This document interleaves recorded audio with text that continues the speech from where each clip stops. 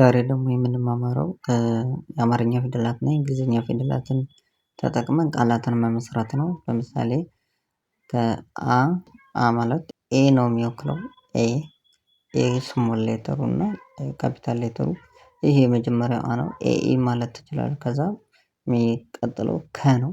ከ ከሆነ ደግሞ ኬ ማለት ትችላላችሁ። ኬ ኢ ከ ስለሆነ የመጀመሪያው ስለሆነ ማለት ኬ ኢ ከዛ ሀ ነው። ሀ የሚባለው ደግሞ ይሄ እንደ ሀ ነው የሚቆጠረው። ሀ አራተኛ ሀ ማለት ነው። ኤች ኢ ተብሎ ይነበባል። ኤች ኢ በአማርኛ በእንግሊዝኛ ውስጥ ይጻፍ ማለት ነው።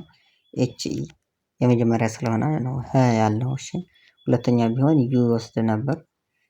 አ ከ እና ሀ የሚሉት እነዚህ እና ሌሎችም በኋላ የምናገኛቸው ፊደላት ቃል እናያለን።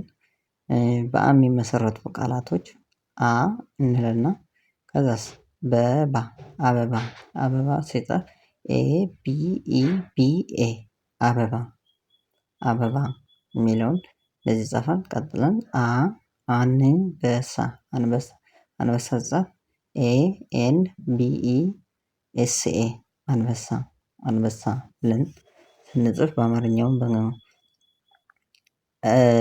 እንግሊዝኛውም እዚህ አይተናል። የሚቀጥለው አህያ ነው። አህያ ሲጻፍ ኤ ኤች ዋይ ኤ አህያ ብለን እንጽፋለን። የሚቀጥለው በከ ኬ ኢ ከ በሚለው ፊደል የሚጀምሩ ለምሳሌ ከሰል ከሰል ሲጻፍ ኬ ኢ ኤስ ኢ ኤል ኤል ለብቻውን ያደረግነው ል ስለሆነ ስድስተኛው እሷ ነው። የሚቀጥለው ከከንፈር ከንፈር ኬ ኢ ኤን ኤፍ ኢ አር ከንፈር የሚለውን ስንጽፍ እንደዚህ እንጽፋለን። የሚቀጥለው ደግሞ ከተፈ ከተፈ ኬ ኢ ቲ ኢ ኤፍ ኢ ከተፈ አንደኛ አንደኛ ናቸው ሁሉ ኢ ኢ ያስከትላሉ። የሚቀጥለው የምናገኘው ሀ ነው። ኤች ኢ በካፒታል ሌተሩ ኤች ያስቀድመንና በዚህኛው ፊደል የሚጀምር ቃል የለም። ግን መሃል ላይ እየገባ ቃላትን ይመሰርታል። ለምሳሌ ይኸው ስንል ዋይ ኤች ኢ ደብሊው እንላለን። የሚቀጥለው ይኸውም እንላለን። ኤች ዋይ ኤች ኢ ደብሊው ኤም ብለን እንቀጥላለን ማለት ነው። የሚቀጥሉት የምናገኛቸው የአማርኛ ፊደላት ደግሞ ከዚህ የሚቀጥሉት ያሉት ናቸው።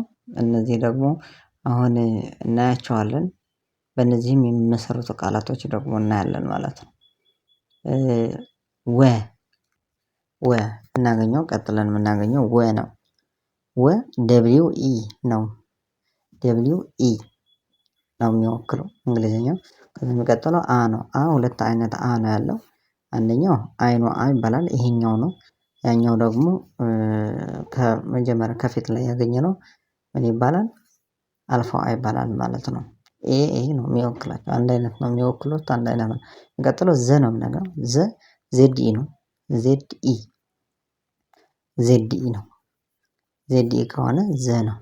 ከዛ ቀጥለን የምናገኘው ዘ የሚመስል ከሆነ ግን ከራሱ ላይ አግድም መስመር ያለው ዤ የሚባለው ነው።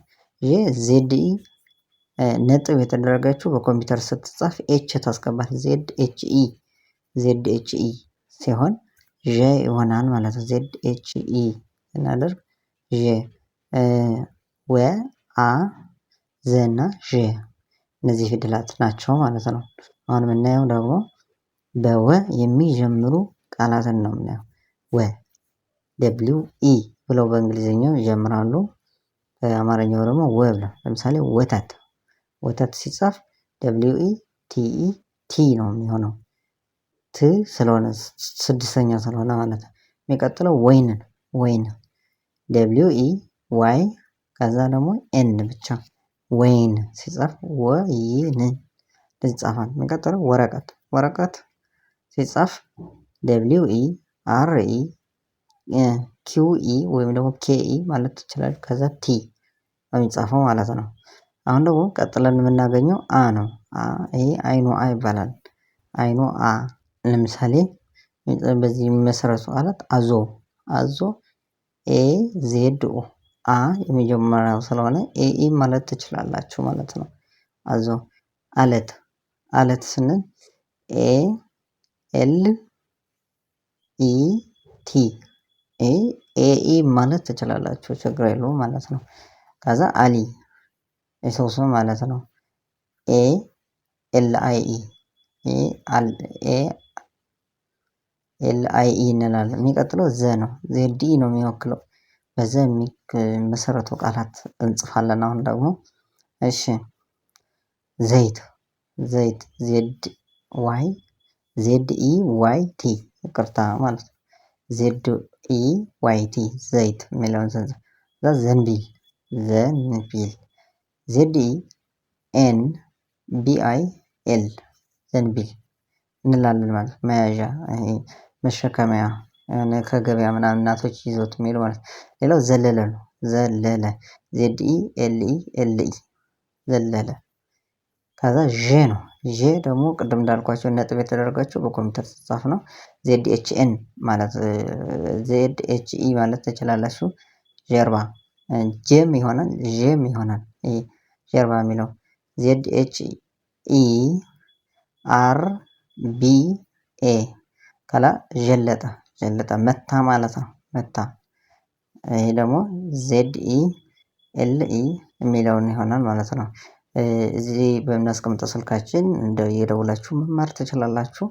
የምናስተምራቸው ትምህርቶች አማርኛ፣ ትግርኛ፣ ኦሮምኛ እንዲሁም የተለያዩ ቋንቋዎችን እናስተምራለን። ሰብስክራይብ፣ ላይክ፣ ሼር ማድረጋችሁን አትርሱ።